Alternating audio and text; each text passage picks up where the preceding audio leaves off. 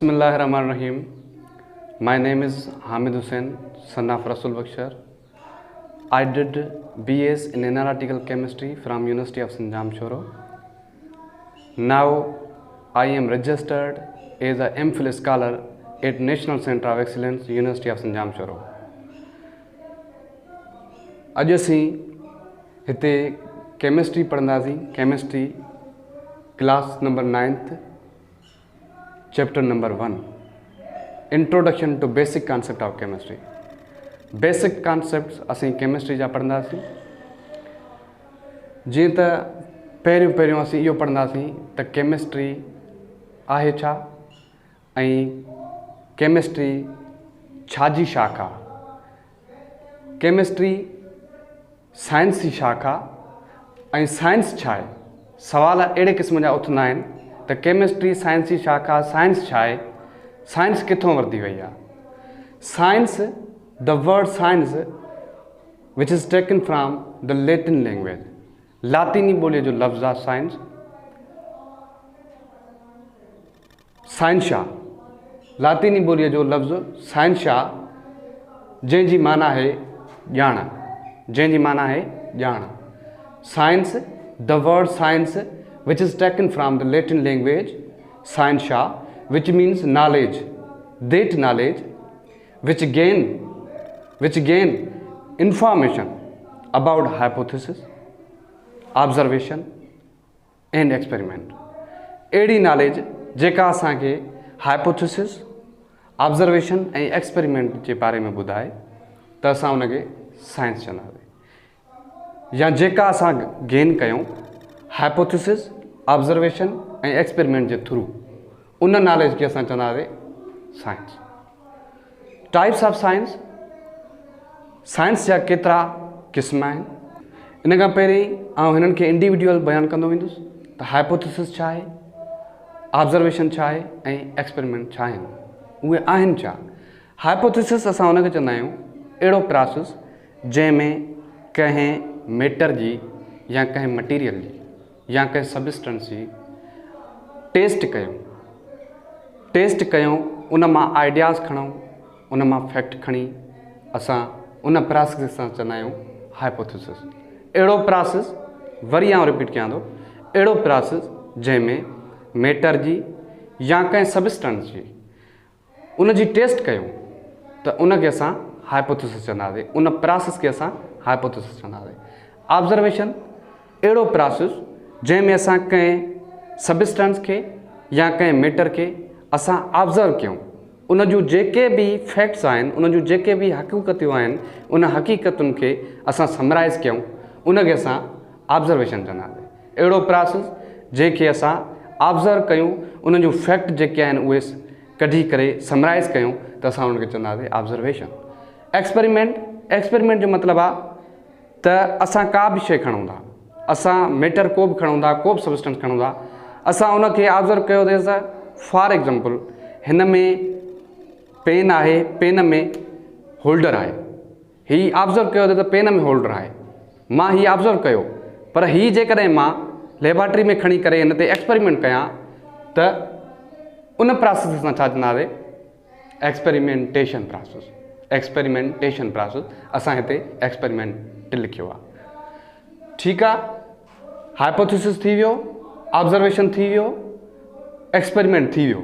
हाणे असां types of science ते ॻाल्हाईंदासीं त how many types of science. There are 3 types of science. There are 3 types of sciences.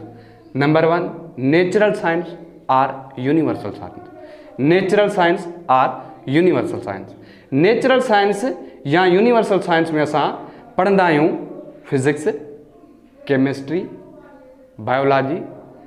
अहिड़ी science it deals with the study of physics, biology, chemistry.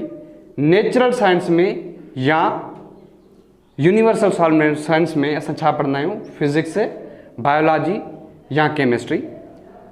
Number 2, social science. Social science में असां पढ़ंदा आहियूं पीपल जे बारे में, माण्हुनि जे बारे में, सोसाइटी जे बारे में। सोशल साइंस में असां पढ़ंदा आहियूं। फॉर्मल साइंस में असां लॉजिक्स, मैथ, फॉर्मल साइंस में पढ़ंदा आहियूं। हाणे असां अचूं था फॉर्मल साइंस में लॉजिक्स ऐं मैथमेटिक्स पढ़ंदा आहियूं। सोशल साइंस ऐं फॉर्मल साइंस सां असां इंट्रस्ट न आहियूं। असांजो इंट्रस्ट आहे नेचुरल साइंस यानी केमिस्ट्री सां। असां केमिस्ट्री पढ़ंदासीं। सो अचो त असां मैटर जे बारे में ॻाल्हायूं। केमिस्ट्री सिंपल छा थी चए, it deals with the study of matter, structure, having structure, composition of the matter. Chemistry, it is a branch of science which deals with the study of structure, composition and property of matter. So पहिरीं असां basic concept matter जो ॾींदासीं त matter आहे छा ऐं matter खे कीअं क्लासीफाई कयो वियो आहे। मां लिखां थो ऐं अॻिते पढ़ायां। What is matter? मैटर छा आहे? मैटर सिंधीअ में असां मैटर खे मादो चवंदा आहियूं। मैटर जी definition, anything that has mass, occupies space and offers resistance is called matter. Anything that has mass occupies space. अहिड़ी शइ जेका जगह वलारे ऐं वज़न रखे त असां हुनखे मादो चवंदा आहियूं। मादे जूं टे हालतूं थींदियूं आहिनि। मादे जूं टे हालतूं थींदियूं आहिनि। There are 3 states of matter. Number 1, solid, liquid and gases. Solid, liquid and gases. There are fundamental 3 states of matter. मादे जूं बुनियादी हालतूं आहिनि। Now classification of matter. Matter जी क्लासिफिकेशन्स कीअं कई वई? मैटर जी क्लासिफिकेशन हिन बेस ते कई वई आहे जीअं आउं तव्हांखे ही डायग्राम ठाहे ॾेखारियो आहे। क्लासिफिकेशन ऑफ मैटर, मादे खे ॿिनि हिसनि में विरायो वियो आहे। हिकिड़ो प्योर सबस्टेंस ऐं ॿियो इम्प्योर सबस्टेंस में। हिकिड़ो प्योर सबस्टेंस ऐं ॿियो इम्प्योर सबस्टेंस में। प्योर सबस्टेंस जो मतिलबु आहे, प्योर सबस्टेंस जो मतिलबु त मादे जो प्योर हिसो, मादे जो प्योर पार्ट जंहिंमें ॿी का बि मिक्सिंग न हुजे। मादे जो प्योर हिसो जंहिंमें ॿी का बि मिक्सिंग न हुजे त उनखे असां प्योर सबस्टेंस चवंदा आहियूं। प्योर सबस्टेंस खे फर्दर क्लासीफाई कयो वियो आहे ॿिनि हिसनि में। कहिड़नि में? एलिमेंट ऐं कंपाउंड में। कहिड़नि में? एलिमेंट ऐं कंपाउंड में। एलिमेंट खे फर्दर क्लासीफाई कयो वियो आहे 3 ग्रुपनि में यानी 3 कैटेगरीज़ में। कहिड़ा कैटेगरीज़? मेटल, नॉन मेटल ऐं मेटोलाइट्स में। मेटल, नॉन मेटल ऐं मेटोलाइट्स में। वरी कंपाउंड जेको आहे, कंपाउंड खे 2 हिसनि में क्लासीफाई कयो वियो आहे, 2 हिसनि में विरायो वियो आहे। कहिड़ा हिसा? ऑर्गेनिक कंपाउंड ऐं inorganic compound. Organic compound and inorganic compound. Now impure substance ते हलूं था त इम्प्योर सबस्टेंस छा आहे? इम्प्योर सबस्टेंस खे क्लासिफिकेशन कई वई आहे इम्प्योर सबस्टेंस जी मिक्सचर में। छा में? मिक्सचर में। मिक्सचर खे फर्दर क्लासीफाई कयो वियो 2 हिसनि में, होमोजीनियस मिक्सचर ऐं हेट्रोजीनियस मिक्सचर। ऐं मिसाल ॾींदुसि होमोजीनियस मिक्सचर ऐं हेट्रोजीनियस मिक्सचर जो। मिक्सचर वर्ड जी माना आहे 2 या 2 खां वधीक शयूं जेके मिक्स थियल हुजनि उनखे असां मिक्सचर चवंदा आहियूं। पर उन्हनि 2 खां वधीक जेके शयूं मिक्स थियल आहिनि उन्हनि जी शेप जेकी आहे, उन्हनि जी कंपोजिशन जेकी आहे, कंहिंजी यूनिफॉर्म थींदी आहे, कंहिंजी वरी हेट्रोजीनियस थींदी आहे, यूनिफॉर्म न थींदी आहे। हिते होमोजीनियस माना यूनिफॉर्म शेप, हेट्रोजीनियस माना जंहिंजी यूनिफॉर्म शेप न हुजे। होमोजीनियस जेकी आहे, मां मिसाल तव्हांखे ॾींदुसि त होमोजीनियस सॉल्यूशन आहे, होमोजीनियस मिक्सचर छा आहे? सॉल्यूशन आहे। ऐं हेट्रोजीनियस मिक्सचर सस्पेंशन असां पढ़ंदा आहियूं 9th जे चैप्टर 9 में, शायदि 9th चैप्टर में असां पढ़ंदा आहियूं सॉल्यूशन एंड सस्पेंशन। हाणे अचो त इन क्लासिफिकेशन सां नंबरवार असां इन्हनि जी डेफिनेशन, प्योर सबस्टेंस जी डेफिनेशन। कॾहिं जेके स्टूडेंट हूंदा आहिनि उहे थोरो परेशान थींदा आहिनि त सर असांखे सबस्टेंस छा आहे? असां ॾाढो परेशान थींदा आहियूं त सबस्टेंस छा आहे? कॾहिं चवंदा आहियूं त सबस्टेंस, पर असांखे सबस्टेंस जी डेफिनेशन नथी अचे उहो छा आहे। सबस्टेंस जो मतिलबु आहे एनी स्पेशीज विच is taken from the matter. Pure substance जो मतिलबु इहो आहे त हिकिड़ो कंहिं बि मैटर जो नंढड़ो पार्ट जंहिंमें उन मैटर जूं जेके आहिनि ख़ासियतूं हुजनि, केमिकल ख़ासियतूं यानी केमिकल प्रॉपर्टीज़ हुजनि त असां हुनखे छा चवंदासीं? सबस्टेंस। उनखे सिंपल असां सबस्टेंस बि चई सघूं था या असां उनखे चई सघूं था एलिमेंट बि चई सघूं था, बिल्कुलु चई सघूं था, एटम बिल्कुलु चई सघूं था। सबस्टेंस, एटम, एलिमेंट साॻी ॻाल्हि आहिनि। ठीकु आहे। हाणे असां हिनखे फर्दर असां एलिमेंट खे डिफाइन कंदासीं ऐं केतिरा एलिमेंट पीरियोडिक टेबल में मौजूदु आहिनि ऐं उन्हनि मां केतिरा सॉलिड आहिनि केतिरा लिक्विड आहिनि उहे असां तव्हांखे बयानु करे ॿुधाईंदासीं त एलिमेंट छा आहे ऐं केतिरा एलिमेंट पीरियोडिक टेबल में मौजूदु आहिनि उन्हनि मां नेचुरल केतिरा आहिनि उहे सभु असां हिन ई वीडियो में इंशाल्लाह असां तव्हांखे ॿुधाईंदासीं ऐं उन खां पोइ कंपाउंड छा आहे ऐं कंपाउंड खां पोइ ऑर्गेनिक ऐं इनऑर्गेनिक कंपाउंड में कहिड़ा कहिड़ा डिफरेंस आहिनि मां तव्हांखे ॿुधायां थो। प्योर सबस्टेंस जीअं मां तव्हांखे पहिरीं ॿुधायो आयुसि त मैटर जेको आहे ॿिनि कैटेगरीज़ में विरायो वियो आहे, हिकिड़ो प्योर सबस्टेंस ॿियो इम्प्योर सबस्टेंस। सो असीं अॼु पढ़ंदासीं प्योर सबस्टेंस। प्योर सबस्टेंस खे ॿिनि हिसनि में विरायो वियो आहे, हिकिड़ो एलिमेंट्स में ॿियो कंपाउंड में। हाणे असीं पहिरीं कंप्लीटली एलिमेंट जो बैकग्राउंड ॾींदासीं न एलिमेंट आहे छा, what is the definition of an element. Element छा आहे, केतिरा एलिमेंट पीरियोडिक टेबल में मौजूदु आहिनि ऐं उन्हनि मां केतिरा गैसिस आहिनि केतिरा सॉलिड्स आहिनि on the basis of 3 status of matter. उन खां पोइ असां इहो तव्हांखे ॿुधाईंदासीं त एलिमेंट मेटल केतिरा आहिनि नॉन मेटल केतिरा आहिनि, इहो उन खां पोइ मेटोलाइट केतिरा आहिनि। हाणे अचो त एलिमेंट जी डेफिनेशन ॾिसो न, एलिमेंट आहे छा, व्हाट इज़ एलिमेंट। एलिमेंट असां ईअं चई सघूं था it is a pure part of substance, it is a pure part of substance. असां उन्हनि जी डेफिनेशन लिखंदा आहियूं identical chemical properties which having a same atomic number, atomic number Z, atomic number it is denoted by Z is called elements। definition समझ में भी तव्हांखे न आई हुजे ऐं वरी रिपीट कयां थो। आइडेंटिकल केमिकल प्रॉपर्टी जो मतिलबु इहो आहे त जंहिंजी केमिकल प्रॉपर्टी साॻी हुजे। केमिकल प्रॉपर्टी साॻी तॾहिं हूंदी जॾहिं हुनजा एटम साॻा हूंदा, जॾहिं हुनजा एटम साॻा हूंदा। फॉर एग्ज़ाम्पल मां हीअ मार्कर आहे मूं वटि, हिन मार्कर मां ही जेको होल्डर आहे मां पटे छॾियो, हीउ होल्डर पटे छॾियो, हीउ ख़ुदि मां जेकॾहिं चवां त हीउ मेटर आहे, हिन मेटर मां हिकिड़ो ज़रो मां पटे छॾियो त हिन ज़रे जी प्रॉपर्टी हिन मेटर जे जहिड़ी आहे, हिन ज़रे जी प्रॉपर्टी हिन मेटर जहिड़ी आहे त मां हिनखे छा चवंदुमि प्योर सबस्टेंस। छा चवंदुमि प्योर सबस्टेंस। मां ईअं ई चई सघां थो त मेटर जो प्योर सबस्टेंस आहे एलिमेंट, मेटर जो प्योर सबस्टेंस आहे एलिमेंट। एलिमेंट वरी मां तव्हांखे सम्झायां थो, एलिमेंट आइडेंटिकल केमिकल प्रॉपर्टीज़ माना हिकु जहिड़ियूं प्रॉपर्टियूं, हिकु जहिड़ियूं केमिकल प्रॉपर्टियूं which having same atomic number, जंहिंजो एटॉमिक नंबर साॻियो हुजे यानी एटम जंहिंमें साॻा हुजनि उनखे असां छा चवंदासीं element. For example hydrogen, oxygen, sodium, potassium, rubidium, caesium, francium, these are all element, these are all element. पर असां उन्हनि खे एटम बि चवंदा आहियूं, उन्हनि खे छा चवंदा आहियूं एटम बि चवंदा आहियूं, एलिमेंट बि चवंदा आहियूं। जॾहिं उहो प्योर आहे त उहो एलिमेंट आहे, जेकॾहिं उहो उन में साॻा ई एटम मौजूदु हूंदा आहिनि, उन में एलिमेंट में साॻा ई एटम मौजूदु हूंदा आहिनि, जीअं हाइड्रोजन आहे, ऑक्सीजन आहे ऐं सोडियम आहे। हाणे अचूं था त total number of element periodic table में केतिरा मौजूदु आहिनि, total number of element periodic table में केतिरा आहिनि। टोटल नंबर ऑफ एलिमेंट जेके असांजा मौजूदु आहिनि उहे 118 एलिमेंट मौजूदु आहिनि, उहे असांजा 118 एलिमेंट मौजूदु आहिनि।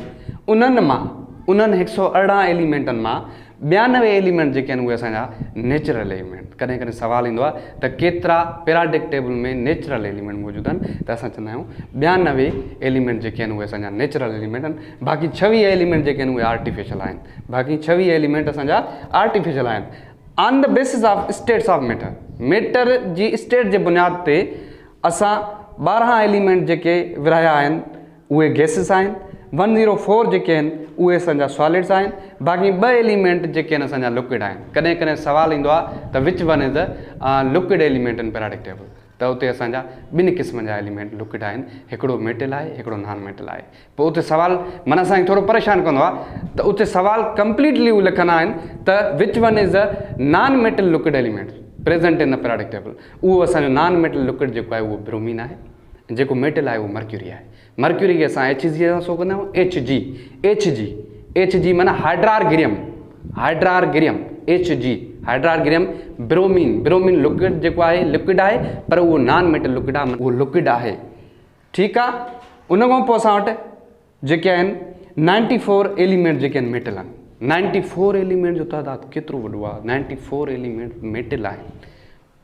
6 आर मेटोलाइड, 6 जेके आहिनि उहे असांजा मेटोलाइड आहिनि। मेटोलाइड मां तव्हांखे वरी ॿुधायोसि त मेटोलाइड जेके एलिमेंट हूंदा आहिनि उन अहिड़ा सबस्टेंस या अहिड़ा एलिमेंट जंहिंजी प्रॉपर्टी इंटरमीडिएट हुजे, मिक्स हुजनि, माना मेटल जी बि ऐं नॉन मेटल जी बि। उन्हनि जी प्रॉपर्टी छा हूंदी, इंटरमिक्स हूंदी, इंटरमीडिएट हूंदी, उन्हनि खे असां मेटोलाइट चवंदा आहियूं। उहे टोटल असांजा मेटोलाइट एलिमेंट केतिरा आहिनि, 6।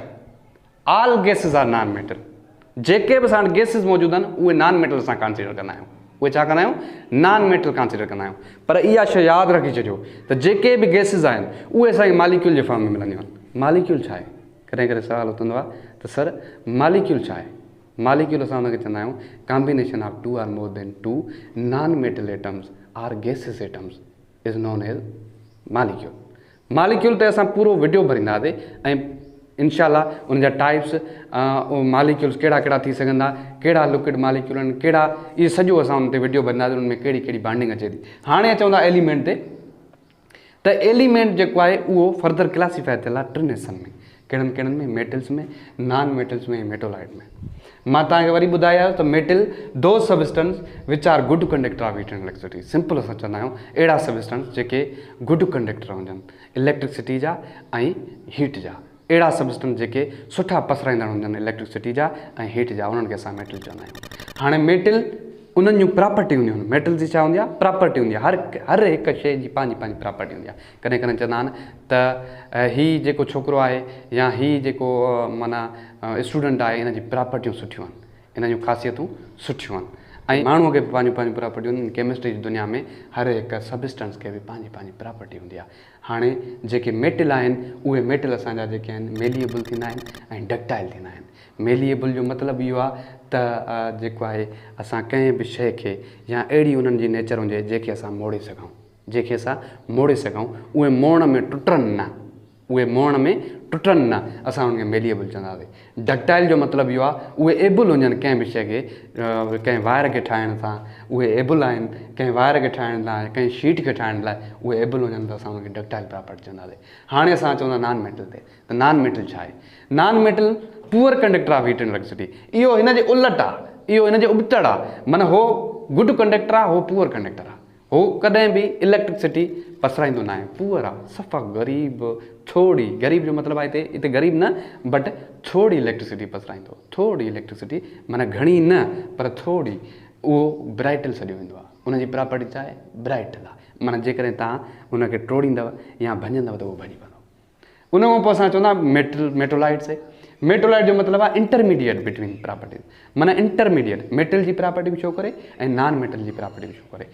असां वटि जेके मेटोलाइट एलिमेंट मौजूदु आहिनि उहे असां वटि आहिनि 6 टोटल एलिमेंट मौजूदु आहिनि। टोटल एलिमेंट्स मेटोलाइट जेके आहिनि असां वटि 6 टोटल मेटोलाइट एलिमेंट्स जेके आहिनि असां वटि मेटोलाइट एलिमेंट्स आर 6। मां उन्हनि खे सैम्पल लिखांसि थो, कहिड़ियूं कहिड़ियूं सैम्पल्स मौजूदु आहिनि। Total number of metalloids elements are 6। Total number जेको मेटोलाइट्स जो मौजूदु आहे उहो 6 एलिमेंट मौजूदु आहिनि। असांजा कहिड़ा कहिड़ा, बोरान, उन खां पोइ एस बी असां एंटीमनी खे चवंदा आहियूं, एस बी एंटीमनी। ॿी ॻाल्हि मां तव्हांखे हिकिड़ी ॿुधाईंदो वञा त कॾहिं कॾहिं सुवालु उथंदो आहे त असां सुरमो छो पाईंदा आहियूं, असां सुरमो इन जे करे पाईंदा आहियूं के ईअं ॿुधाईंदा आहिनि त हज़रत मोहम्मद सल्लल्लाहु अलैहि वसल्लम जी सुन्नत आहे ऐं असां सुरमो पाईंदा आहियूं, असांखे सवाबु मिलंदो आहे, असांजूं अखियूं साफ़ु थींदियूं आहिनि। असां केमिस्ट्री जे हिसाब सां जेके ॾिसूं त सुरमो असांजो एंटीमनी आहे। सुरमो असांजो छा आहे, इंट्रस्टिंग ॻाल्हि आहे, सुरमो असांजो एंटीमनी आहे। एंटीमनी एंटीमनी सुरमो असांजो एंटीमनी आहे। एंटीमनी जो जेको आहे उहो असांजो एंटीसेप्टिक हूंदो आहे अखि जे लाइ, एंटीसेप्टिक अखि जे लाइ हूंदो आहे ऐं उहो असां पाईंदा आहियूं त असांखे तमामु वधीक जेको आहे फ़ाइदो ॾींदो आहे ऐं अखि कॾहिं बि तव्हांजी ख़राबु न थींदी ऐं अखि कॾहिं तव्हांजी उथंदी कोन ऐं अखि तव्हांजी सदाईं थधी रहंदी ऐं नज़र तव्हांजी तेज़ हूंदी। जॾहिं अखि तव्हांजी टाइट हूंदी त नज़र तव्हांजी हमेशह तेज़ हूंदी। ठीकु आहे, एंटीमनी आहे, सुरमो एंटीमनी आहे। उन खां पोइ सिलिकॉन, जर्मेनियम ऐं उन खां पोइ आर्सेनिक आहे ऐं टेल्यूरियम आहे। इहे जेके असांजा मेटोलाइट्स आहिनि, इहे टोटल असांजा छा आहिनि, मेटोलाइट्स आहिनि। हाणे उन खां पोइ असां चऊं था कंपाउंड ते। कंपाउंड जी क्लासिफिकेशन छा हूंदी, ऐं कंपाउंड कहिड़ा थी सघंदा, ऑर्गेनिक कहिड़ा आहिनि ऐं उन्हनि में बॉन्डिंग कहिड़ी मौजूदु हूंदी आहे ऑर्गेनिक में, ऐं उन्हनि खां पोइ इनऑर्गेनिक में बॉन्डिंग कहिड़ी मौजूदु हूंदी ऐं इनऑर्गेनिक जा कंपाउंड कहिड़ा इंशाल्लाह नेक्स्ट वीडियो में असां तव्हांखे कंपाउंड जे बारे में ॿुधाईंदासीं, जेके बि कंपाउंड। ऐं हिकिड़ी इंट्रस्टिंग कहाणी मां तव्हांखे ॿुधायां थो, ऐं जेकॾहिं तव्हांखे बेटा मां तव्हांखे ॿुधाईंदो वञा त कोशिशि कयो इल्मु हासिलु कयो, कोशिशि कयो इल्मु हासिलु कयो। असांजो वॾो ग्रेट जेको आहे प्रोफेसर साहिबु आहे, असांखे बहितरीनु माना उनजी पर्सनैलिटी आहे असांजे सेंटर में।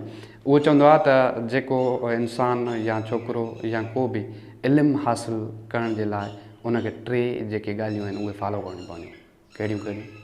पहिरीं ॻाल्हि इहा त तव्हांखे पंहिंजे माहौल मां, पंहिंजे घर मां ॿाहिरि निकिरणो पवंदो, पंहिंजे घर मां ॿाहिरि निकिरणो पवंदो, कंहिं इदारे में वञिणो पवंदो, कंहिं हॉस्टल में रहणो पवंदो इल्म जे लाइ। ॿी ॻाल्हि इहा त उते तव्हां रहो था जिते, उते कंहिं चङनि सुठनि जेके सुठा दोस्त हुजनि, जेके पढ़ंदड़ हुजनि, तव्हां उन्हनि सां वास्तो रखो। ऐं ॿी ॻाल्हि इहा जिते तव्हां पंहिंजे पेट में बुख छॾियो, पंहिंजे पेट में बुख छॾियो। हिन जो मतिलबु इहो आहे त जिते तव्हां 2 मानियूं खाओ उते हिकिड़ी खाओ, उते हिकिड़ी खाओ, पेट में हिकिड़ी स्पेस छॾियो। इल्मु छा आहे? रोशनी आहे। इल्मु छा आहे? रोशनी आहे। उन पेट में तव्हां हिकिड़ी स्पेस छॾियो त उहा रोशनी अचे। उन खां पोइ 3 ॻाल्हि इहा त तव्हां निमाज़ पढ़ो, दिलि हीअ पंहिंजी साफ़ु रखो, दिलि मन इहो साफ़ु रखो, निमाज़ पढ़ो, पीउ माउ भाउ भेण उस्ताद जी अदब ऐं एतिराम कयो। तव्हांजो इल्मु तव्हांजे अदब सां ज़ाहिर थींदो, तव्हांजे इख़लाक़ सां ज़ाहिर थींदो। तव्हांजो इल्मु तव्हांजे इदारे जी बि ईअं सम्झो त इज़त आहे, तव्हांजे वालिदैन जी इज़त आहे, तव्हांजे उस्तादनि जी इज़त आहे। अस्सलामु अलैकुम, थैंक यू सो मच।